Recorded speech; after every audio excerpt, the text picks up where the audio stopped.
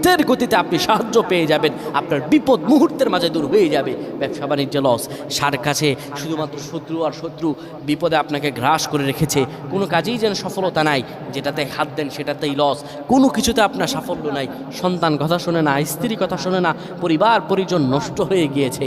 কিভাবে আপনি বাঁচবেন? প্রবাসে আটকা পড়ে গেছেন, আসতেও পারেন না, কোনো কাজও পাচ্ছেন না, আপনি আমলটা করেন। এটি আমার কথা নয়, বিশ্বনবী মুহাম্মদ রাসূলুল্লাহ সাল্লাল্লাহু আলাইহি ওয়াসাল্লামের প্রিয় সাহাবী হযরত যায়েদ রাদিয়াল্লাহু তাআলা আনহু, তিনি একবার মক্কা থেকে হিজরত করে যখন মদিনায় যাবেন, ঠিক সেই সময় বিপদে পড়ে যান।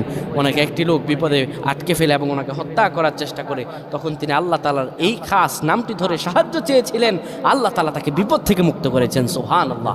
সেই দোয়াটা কি?